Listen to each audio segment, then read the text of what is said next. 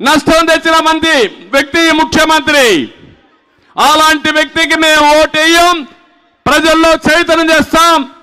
రాజకీయాలకే అర్హత లేని వ్యక్తి ఈ సైకో జగన్ అని చెప్పి నేను మీకు తెలియజేస్తున్నా. అందుకే వచ్చా, నా కోసరం కాదు, లేకపోతే ఇక్కడేదో నేనే శాశ్వతంగా ఉంటానని కాదు. కానీ నష్టపోయిన ఈ రాష్ట్రాన్ని కాపాడవలసిన బాధ్యత నా మీద ఉంది. 42 సంవత్సరాలుగా నన్ను ఆదరించారు. తెలుగు జాతిలో నాకు ఇచ్చినంత గౌరవం ఎవ్వరికి ఇవ్వలా. ఎక్కువ సమయం ముఖ్యమంత్రిగా ఉండే అవకాశం సమైక్య ఆంధ్రప్రదేశ్లో మీరు ఇచ్చారు.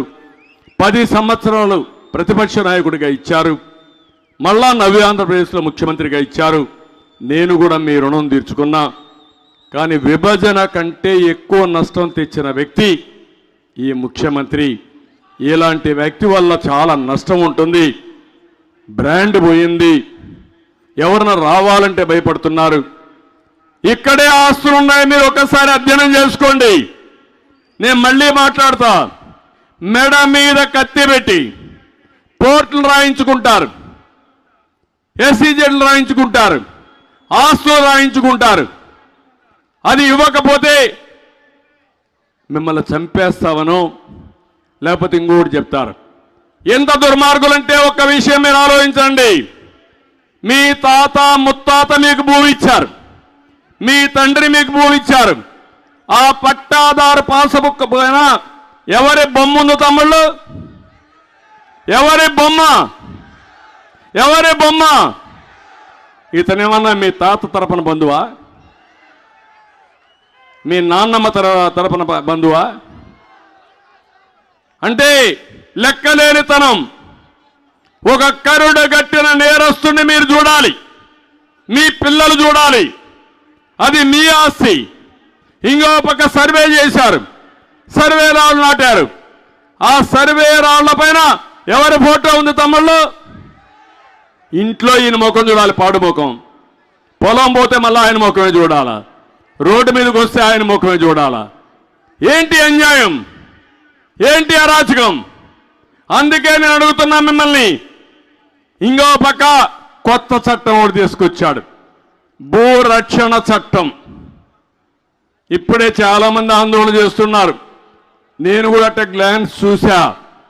భూరక్షణ చట్టం వస్తే ఇంకా మీ ఆస్తి మీది కాదు. రాష్ట్రం మొత్తం జగన్మోహన్ రెడ్డిది ఆస్తి.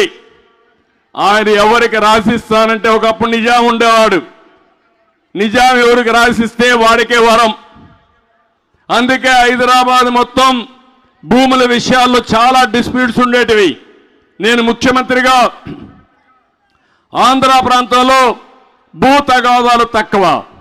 దానికి కారణం బ్రిటిష్ వాళ్ళ పరిపాలన పగడ్బందీగా చేశారు.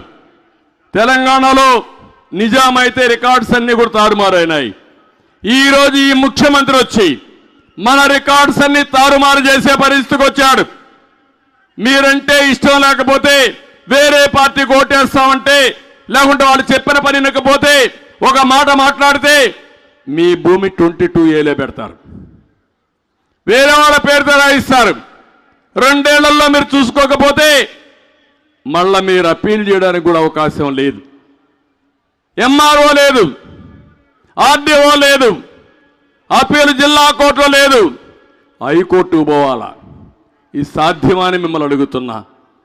నిన్నే మాట్లాడుతున్నాడు ధర్మాన ప్రసాదరావు, ఇష్టానుసారంగా మాట్లాడుతున్నాడు. నేను అది చేస్తా, ఇది చేస్తాం, ప్రపంచం అంతా టెక్నాలజీ తెచ్చాం, భూములన్నీ మేము కొట్టేస్తామని మాట్లాడే పరిస్థితికి వచ్చాడు. మీరేమీ చేయక్కర్లేదు, మా భూమి మాకుంటే చాలు, పాత వ్యవస్థలే బ్రహ్మాండంగా ఉన్నాయి. అందుకే నేను మిమ్మల్ని అందరినీ కోరుతున్నా, మీ ఆస్తి మీ పైన ఉండాలా, వీళ్ళ దయా దాక్షిణ్యాల పైన ఉండాలా అని మిమ్మల్ని అడుగుతున్నా. అర్థమైందా మీకని అడుగుతున్నా. నేను ఊరు చెప్తాను, మీరు కూడా ఆ చట్టాన్ని ఒకసారి చదవండి. అది భూరక్షణ కాదు, భూభక్షణ. ఇది ప్రమాదకరమైన చట్టం. ఈ చట్టం వస్తే ఎవ్వడికి రక్షణ లేదు. మన ఆస్తి మనది కాదు. ఈ ప్రభుత్వం వల్ల మన ఆడబిడ్డలకు కూడా రక్షణ ఉండే పరిస్థితి లేదని చెప్పి కూడా నేను మీకు తెలియజేస్తున్నా. ఇక్కడికి వచ్చినప్పుడు తాండవ రివర్ మోడర్నైజేషన్ ఉంది. దీన్ని పూర్తిగా చేసే బాధ్యత తెలుగుదేశం పార్టీ తీసుకుంటామని మీ అందరికీ హామీ ఇస్తున్నా. పురుషోత్తపట్నం నేను ఒకటే ఆలోచించాను. పోలవరం లెఫ్ట్ మెయిన్ కెనాల్ కొంత ఆలస్యం అవుతుంది.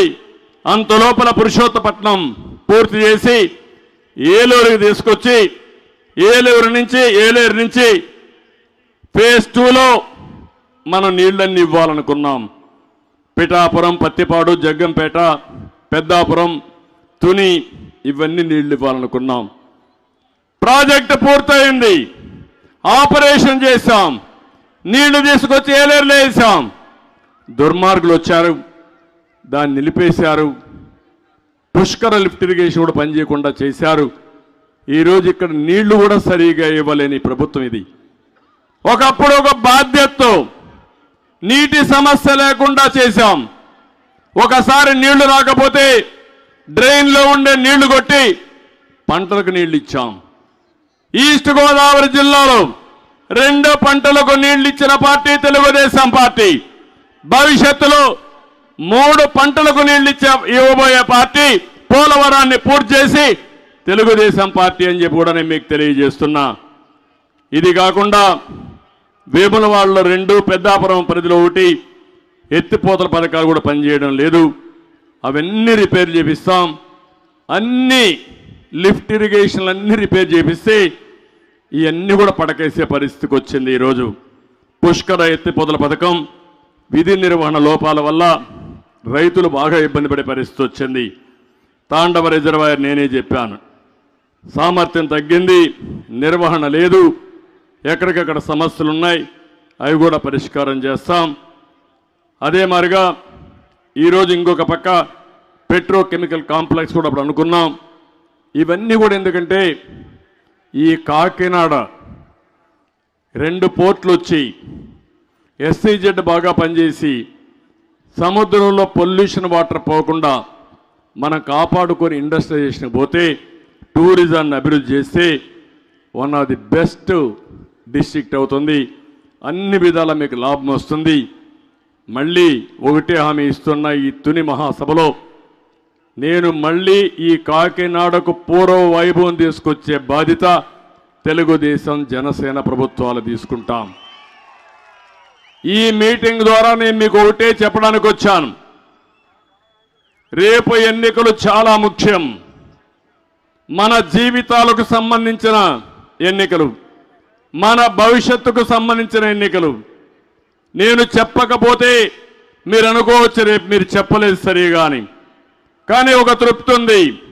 2014లో ఒక మాట చెప్పాను, ఒకసారిని ఓటు అడుగుతున్నారు, మోసపోవద్దండి.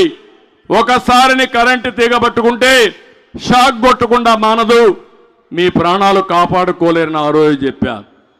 నేను చెప్తే మీరు అనుకున్నారు పర్వాలేదు ఈయనిట్నే మాట్లాడతాడు కాబట్టి మనం ఓటేద్దామని వేశారు. వేసిన పరిస్థితుల వల్ల ఈరోజు మీరు చూస్తే ఎంత నష్టపోయారో మీకు అర్థమవుతుంది. ప్రతిరోజు బటన్ నొక్కే చెప్తున్నాడు, బటన్ బొక్కే చెప్పడు. ఇంత అవినీతిపరుడు ప్రపంచంలో ఎక్కడా ఉండరు, ఇంత స్వార్థపరుడు ఎక్కడా ఉండడు, ఇంత కరుడు గట్టిన నేరస్తుడు ఎక్కడా ఉండడు, ఇంత దుర్మార్గమైన వ్యక్తి. పవన్ కళ్యాణ్ వస్తే ఆయన మీద వ్యక్తిగత విమర్శలు, ఇంకా నేను రోడ్డు మీదకి వస్తే నా మీద నా కుటుంబం పైన కూడా వ్యక్తిగత విమర్శలు చేస్తున్నాడంటే, చేపిస్తున్నాడంటే బూతులు తిట్టే వాళ్ళకందరికీ మంత్రి పదవులు. ఇంత దుర్మార్గమైన ప్రభుత్వాన్ని పార్టీని నేను చూడలేదు. రాజకీయాలకు కూడా అర్హత లేని వ్యక్తి ఈ సైకో. ఇతన్ని ఇంటికి పంపిస్తే తప్ప ఈ రాష్ట్రానికి రాష్ట్ర ప్రజలకు మోక్షం లేదని చెప్పి తెలియజేసుకుంటూ, ఇప్పుడు నేను చెప్పింది మీకు అర్థమైందా అని మిమ్మల్ని అడుగుతున్నా. తప్పకుండా సంకల్పం చేస్తారా అని మిమ్మల్ని అడుగుతున్నా. ఈ ప్రభుత్వాన్ని ఇంటికి పంపిస్తారా అని మిమ్మల్ని అడుగుతున్నా. అందరి భవిష్యత్తు కోసం ఇంటికి పంపిద్దాం. మళ్ళీ రాష్ట్రానికి, తెలుగు జాతికి స్వర్ణయుగం తెప్పిద్దాం.